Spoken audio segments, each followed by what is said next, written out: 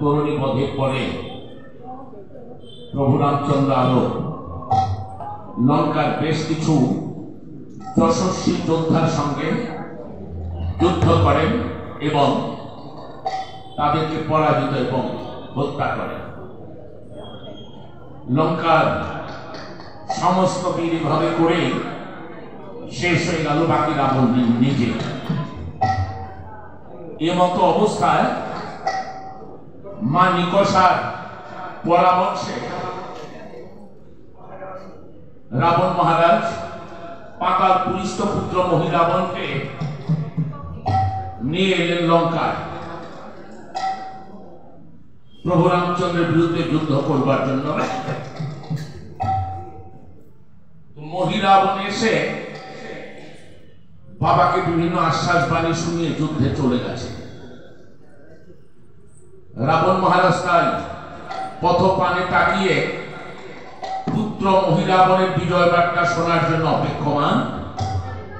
এর মাঝে ভগ্ন উদ্দেশ্যে জোর হাতে নত শিরে দাঁড়িয়েছে রাবণ সম্মুখে। রাবণ বলছে যে বলদূত, কি সংবাদ তুমি নিয়ে এসেছ? পুত্র মহিরাবণ কুশলে আছে? চিরশত্রু রাম লক্ষ্মণ কি হয়েছে বিধব? সীতা হরণ কি আমার হয়েছে সার্থক? দোষ বলছে নাই রে মহি, নাই রে মহি, নাই রে মহি।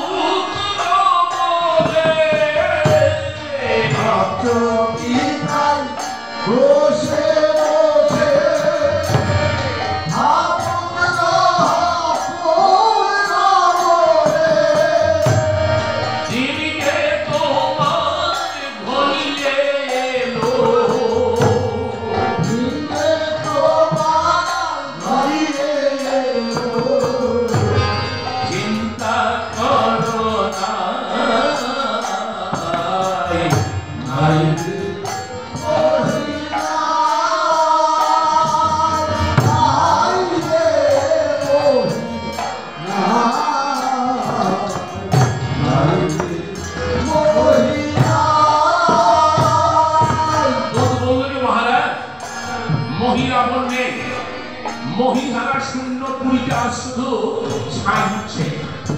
সেই সঙ্গে রাবণ মহারাজের বিবেক মহারাজকে স্মরণ করা ছিল। মহারাজ, তুমি ভাবছো কি তাই বসে বসে হা পুত্র বলে দিন যে তোমার ঘনিয়ে এলো চিন্তা করো না। শুধু রাবণ মহারাজ কেন, আমরাও আহা ওকে মারা গেল, আহা ও কালে মারা গেল, আহা কিভাবে মারা গেল, কিন্তু আমি যে একদিন মরবো, আমাকে একদিন যেতে হবে সে ভাবনা আমরা ভাবি না। আমরা সহায় নিয়ে ভাবি, সম্পদ নিয়ে ভাবি, উত্তরাধিকার নিয়ে ভাবি, কিন্তু নিজের মৃত্যু আছে, নিজেকেও তোড়ে যেতে হবে, এই ভাবনাটাই শুধু মন থেকে মুছে থাকে। এই জন্যই শেষ সময় আর আমাদের কিছু করার থাকে না। তো যা হোক, রাবণ যখন মহিরাবণের মৃত্যু সংবাদ শুনেছে, গর্জন করে উঠেছে রাজা কথা যে 1,00,000 পুত্র মোর 1,00,000 নাতি, কেহই রইল না মোর বংশে থেকে বাঁচি, যে রাম লক্ষ্মণের কারণে সোনার লঙ্কা আমার শ্মশান হয়ে গেল, যে রাম লক্ষ্মণের কারণে লঙ্কার বীরেরা একে একে শত্রুর করে দিচ্ছে আত্মবলি, যে রাম লক্ষ্মণের কারণে রাবণের বুকে জ্বলছে তাও তাও করে শ্মশানে গেল, এক্ষুনি রণস্থলে গিয়ে ওই রামচন্দ্র লক্ষ্মণকে হত্যা করে ওদের রক্তে তৎপর করে মেটাবো আমার মনের জ্বালা। রাবণ যুদ্ধাঙ্গনে যাবার সিদ্ধান্ত নিয়ে ফেললেন তাৎক্ষণিকভাবে।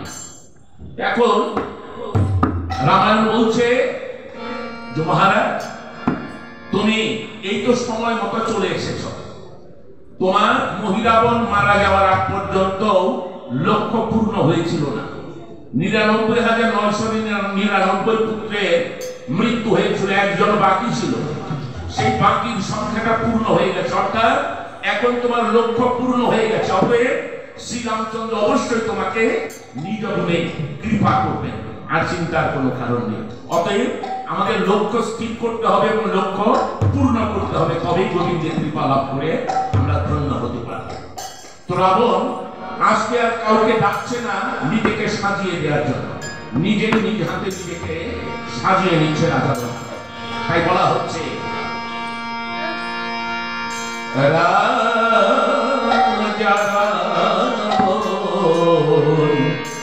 চলিছে রাম সমরে, চলিছে রাম সমরে, রাজা রাবণ চলিছে রাম সমরে, রাজা রাবণ রাম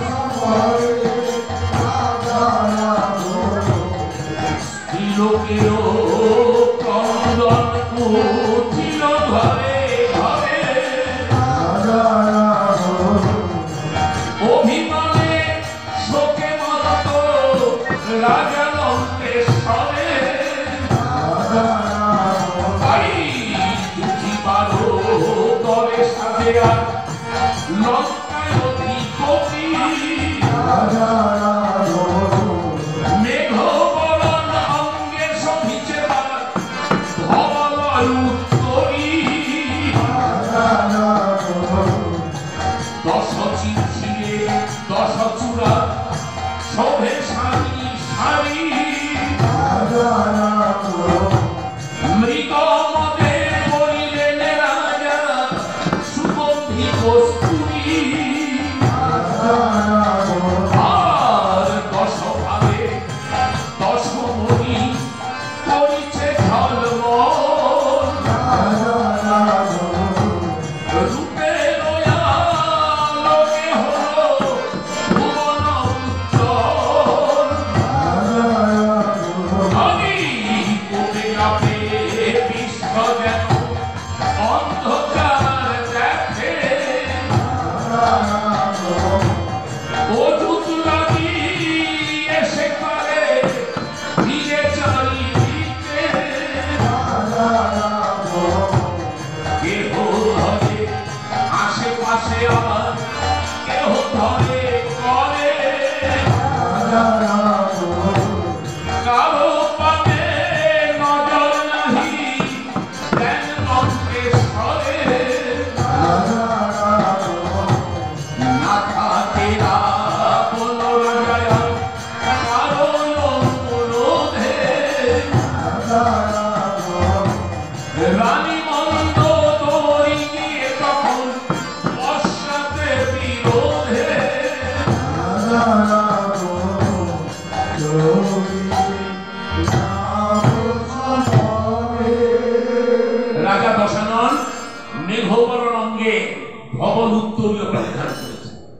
রাবণের অঙ্গ বরণ মেঘবর্ণ, সাদা রঙের উত্তরীয় পরিধান করেছে, 10টা মাথায় 10টা চূড়া পড়েছে, 10টা কপালে 10টা মণি লাগিয়েছে, অঙ্গে সুগন্ধি কস্তুরী লাগিয়েছে।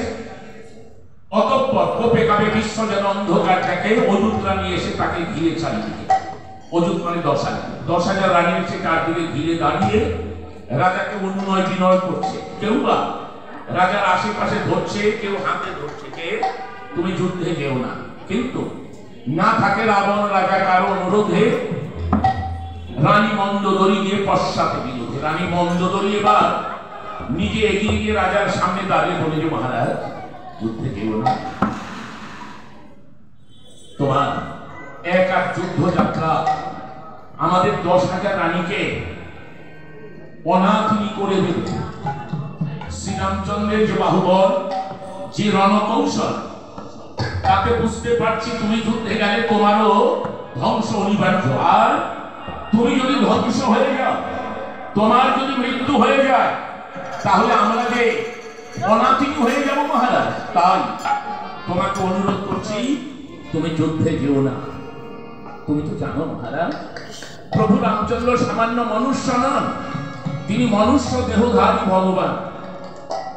দুষ্টের দমনের জন্য, শিষ্টের পালনের নিমিত্ত তিনি ধরাধামে অবতীর্ণ হয়েছেন।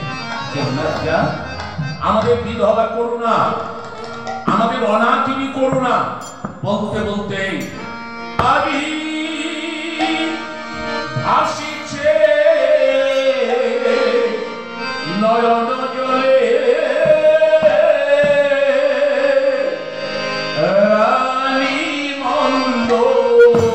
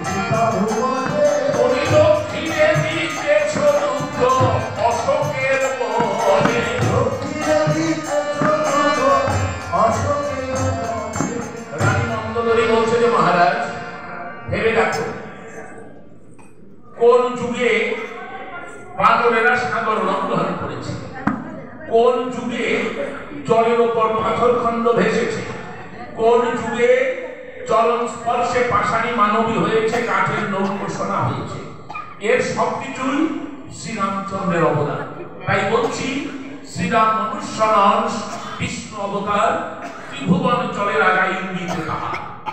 আর যে সীতাদেবীকে তুমি বন্দী করে রেখে দিয়েছ অশোকের বনে, সীতাদেবীও সামান্য নারী নন, তিনিও বৈকুণ্ঠেশ্বরী নারায়ণী, মনুষ্য দেহ ধারণ করি এসেছেন ওপরিতে। তাই মহারাজ, আমার অনুরোধ, যুদ্ধ নয়, বরং মা সীতার চরণে গিয়ে মা বলে ডেকে তার চরণে নিজেকে সমর্পণ করে দাও, কল্যাণ হবে। রাজা বলছেন, রানী, আজকের যুদ্ধযাত্রা আমার জীবনের সর্বশেষ যুদ্ধযাত্রা, জীবনে আর কোনোদিন যুদ্ধে যাব বলে তোমার সামনে আমি দাঁড়াবো না। যেহেতু চলেই যাচ্ছি চিরতরে, তাই যাওয়ার আগে আমার মনের সুপ্ত কথাগুলো, ঢেকে রাখা কথাগুলো আজ তোমাকে আমি স্পষ্ট করে বলে দিতে চাচ্ছি। রাম সীতা আমার অচেনা নয়, রাম সীতা আমার অপরিচিত নয়, আমি তাদেরকে চিনি। তাই বলছি রানী,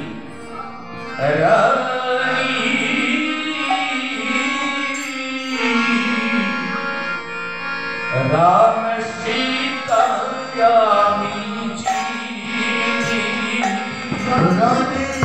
রাম সীতা আমি চিনি, ওই বৈকুণ্ঠ বিহারী লক্ষ্মী সাথে করি পৃথিবীতে অবতরী,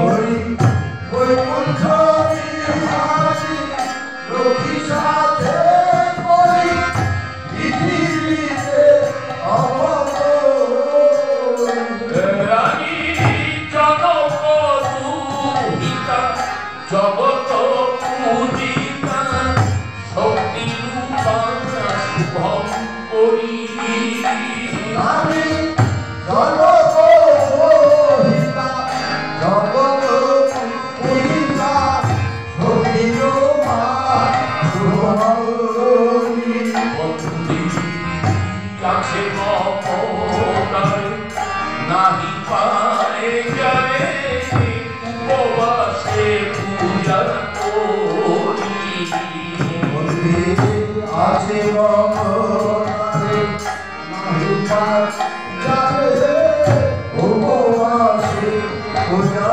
করি, আমার কৌশলানন্দন জানকী জীবন পূর্ণব্রহ্ম নারায়ণ, আমার কৌশলানন্দন জানকী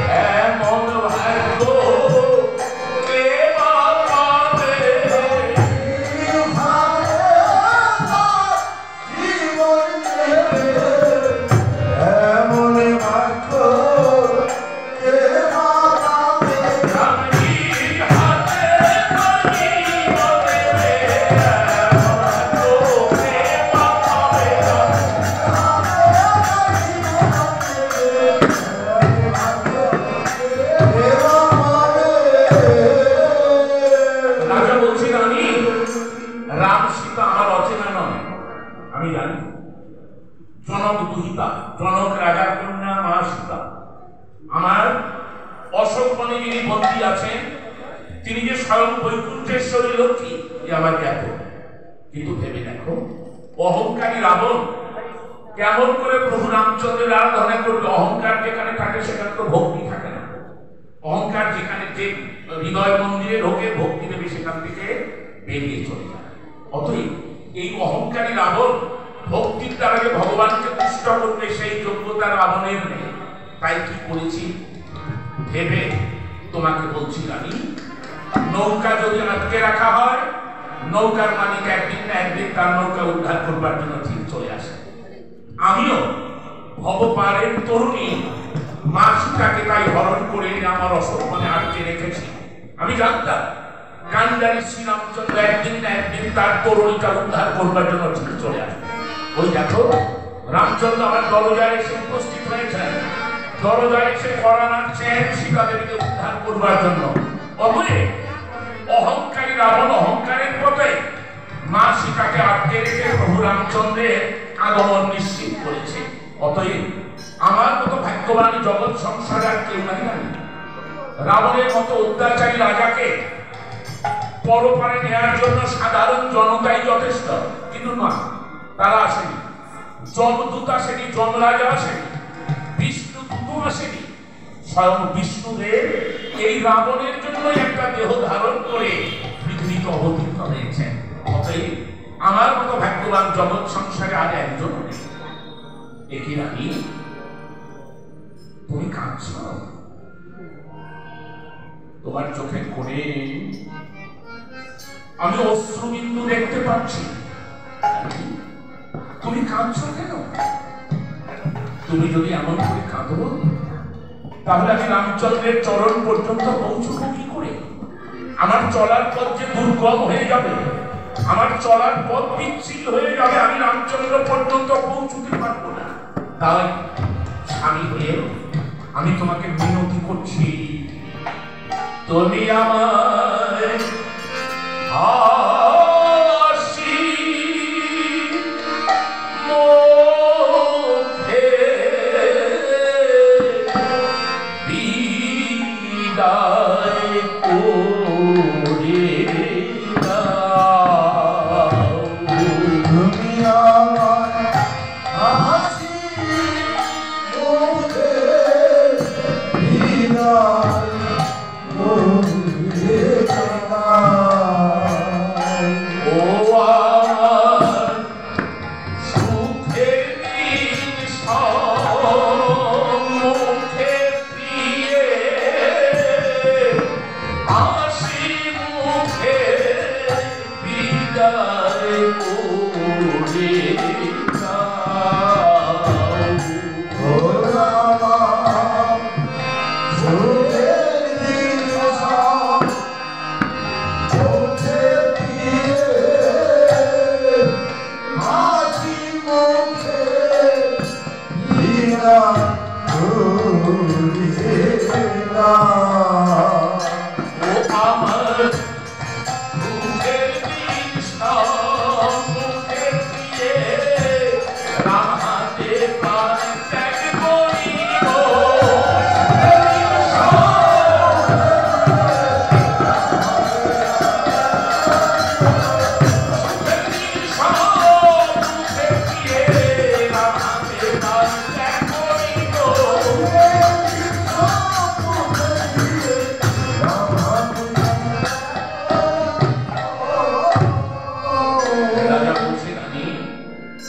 স্বয়ং বিষ্ণুদেবের বানাঘাতে হবে রাবণের জীবনের অবসান।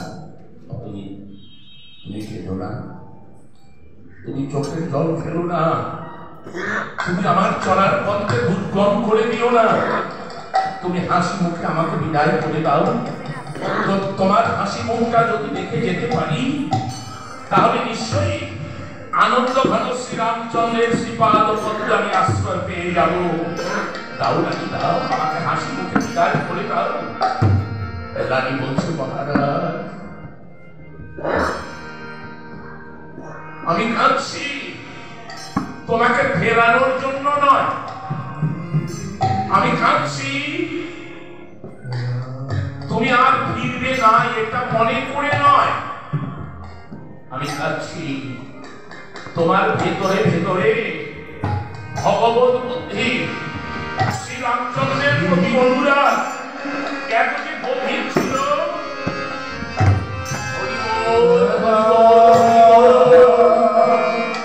জয়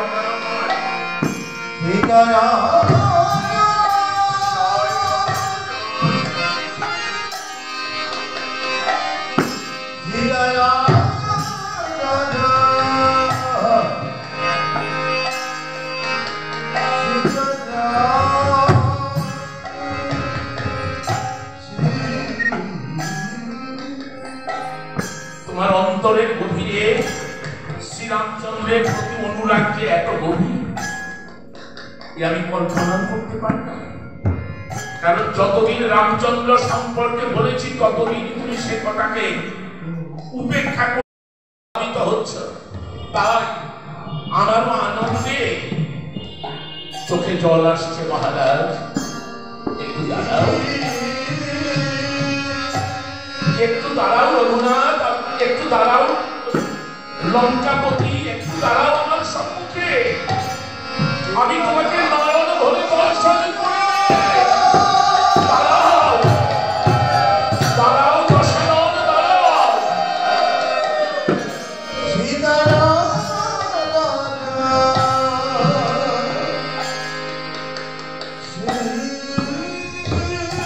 রাজা দশানন বলছে কি রানী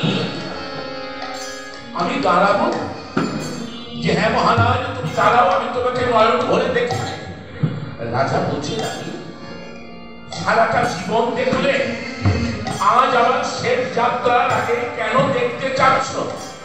রানী বলল যে মহারাজ আমি আর্যকুলের নারী, আর্য বংশের নারী হয়েছি, ভগবানকে চিনি না, স্বামীকে চিনি। তুমি আমার বন্ধু, তুমি আমার গুরু, তুমি আমার ভগবান।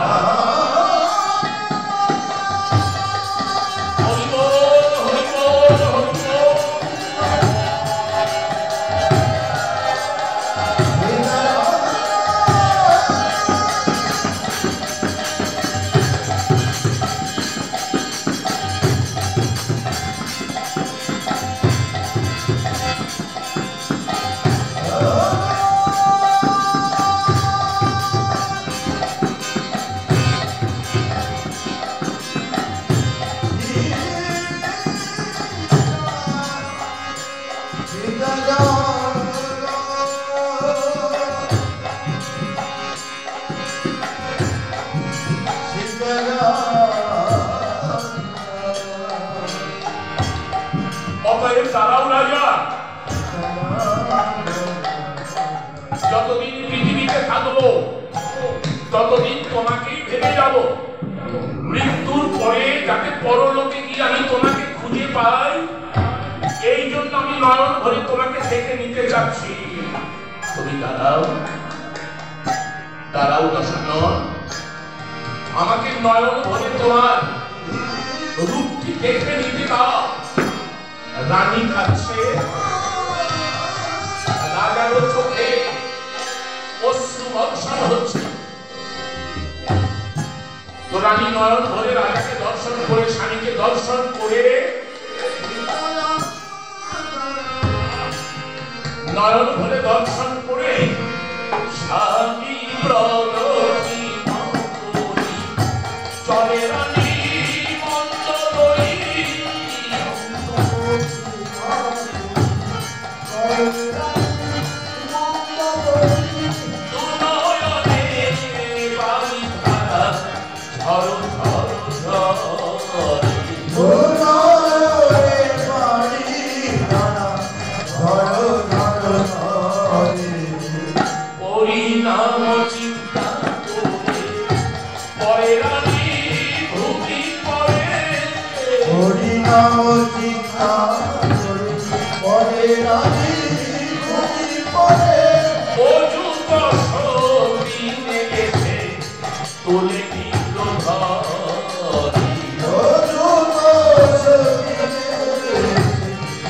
Hallelujah.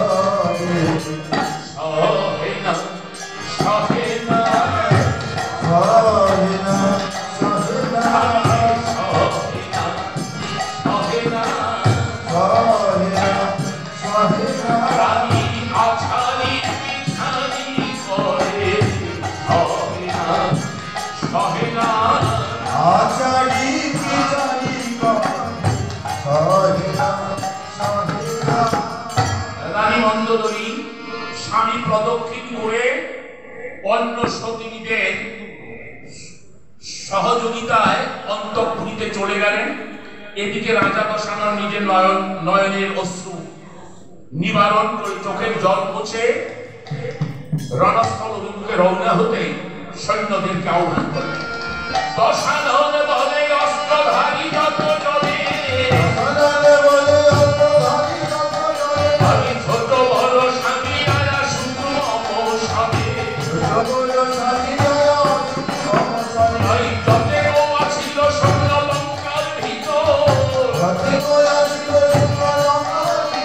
তবে সাথীরা বংশনে চলিল সত্য, পশ্চিম দ্বারেতে আছে শ্রীরাম লক্ষ্মণ, আজি তথায় যুধিতে যান রাজা দশানন। রাবণ মহারাজ সৈন্যদের ডেকে বললেন যে আজকে মুক্তি পাওয়ার সর্বশেষ সুযোগ, তোরা যে যে মুক্তি পেতে চাস তারা শিগগির আমার সঙ্গে আয়। শ্রীরামচন্দ্রের দর্শনে স্পর্শনে পানাঘাতে যে কোনো ভাবে যদি মৃত্যু হয়ে যায় তাহলে চির মুক্তি পেয়ে যাবে, আর ঘরে ধামে আসতে হবে না। রাবণের আহ্বানে চারদিক থেকে সৈন্যরা ছুটে আসলো যুদ্ধে যাওয়ার নিমিত্ত। রাবণ মহারাজ যুদ্ধে যাচ্ছেন তার ভুবন বিজয়ী রথ নিয়ে। রাবণ মহারাজকে আসতে দেখে ঠাকুর লক্ষণ দাদাকে বলছে যে দাদা ওই দেখো রাবণ তার ভুবন বিজয়ী রথ নিয়ে রণস্থলের দিকে আসছে। আমরা এভাবে মাটিতে দাঁড়িয়ে যদি যুদ্ধ করি কিভাবে জয়যুক্ত হব?